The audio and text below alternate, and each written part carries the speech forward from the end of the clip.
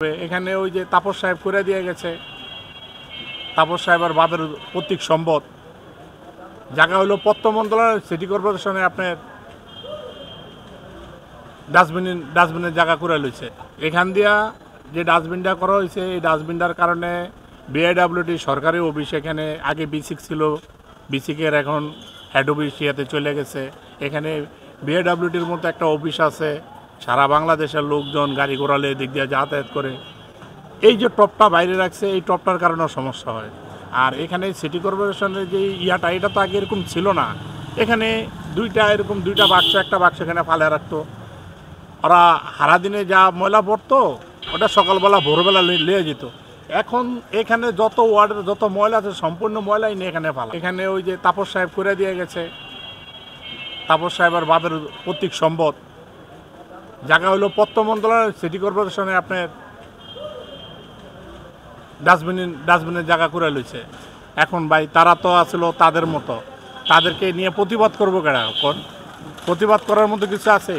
এখানে এত বড় একটা এই মালিন হোটেলটা মনে করেন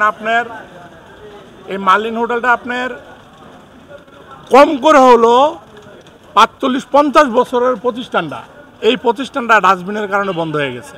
আপনি দেখেন এটা যে পরিবেশটা আছে সেই পরিবেশে কি মশা হয় কিনা, ডেঙ্গু হয় কিনা, এটার পরিবেশটা তুলে নিলে তো আপনার হয়ে যায় না। মানে এখানে দাঁড়ালে যেভাবে গন্ধ করে কাস্টমার, মানে একটা গাড়ি ঢুকা যায় না, প্রাইভেট কার একটা আসলে আর একটা বাড়িতে পারে না, জাম লাগিয়ে যায় এখানের ভিতরে। এই ডাস্টবিনটা দিয়েছে, ডাস্টবিনের ভিতরে বক্সগুলো রাখবো তাও রাখে না। যে ছোটোখাটো যে ভ্যানগুলো চলে, যে বিভিন্ন জায়গা থেকে মালগুলো আনিয়ে দেন ঢালে, এটাও বাইরের থেকে ঢালে। কোনো একটা সেফ জায়গা নিয়ে এটা স্থাপিত করতাম। ডাব্বাগুলো যখন সব গাড়িগুলো আসে তখন কোনো গাড়ি পাস হইতে পারে না, ছোট গাড়িগুলো সবই রাস্তার এই পাশে এসে রাখা যায়, সেখানে 1 মিনিটও দাঁড়াইতে পারে না। আপনি কি কখনো সিটি কর্পোরেশনে কাউকে অভিযোগ করেছেন কিনা? না, অভিযোগ করিনি। ভয়ে অভিযোগ করতে ভয় পাচ্ছে, তাহলে কেন অভিযোগ করবেন না? অভিযোগ করেন নাই, ঘটনা হচ্ছে এখানে তারা সব সময় আসে সিটি কর্পোরেশন লোকজন, দেখ কেউ এটা কিছু করে না। আপনার ক্ষতি হচ্ছে, আপনি কেন অভিযোগ করলেন না? করি নাই, এখন এইটা যে মালিক জানে কেন করে নাই। তারপরও তাদেরকেও সাথে কথা বলছি, এখানে যারা মাঠ পর্যায়ে যে ভাই এটা এরা কি করবে, কেউ কিছু করে নাই। আপনি যদি অভিযোগ না করে থাকেন তাহলে আপনি তো প্রশ্রয় দিচ্ছেন না, যেহেতু আপনার বাড়ির পাশে আপনি প্রশ্রয় দিচ্ছেন না। ঠিক আছে, কিন্তু এটা তো সবাই দেখতেছে, এখানে সমস্ত এলাকার মানুষ দেখতেছে এই কাহিনীটা, কিন্তু অভিযোগটা আমরা করি নাই।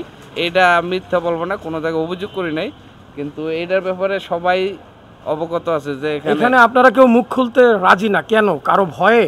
কেউ কি আপনাদেরকে কখনো কিছু বলেছে? না, আমাদেরকে না, এটা কিছু বলে নাই। এখন থেকে খুলবো। এই যে আপনার আসছেন, এতদিন এভাবে কেউ আসে নাই, কথা বলছে এতদিন কেউ এভাবে আসে নাই, অন জিজ্ঞাসা অবশ্যই আমাদের ক্ষতি, এই কথাটা আমরা বলবো না।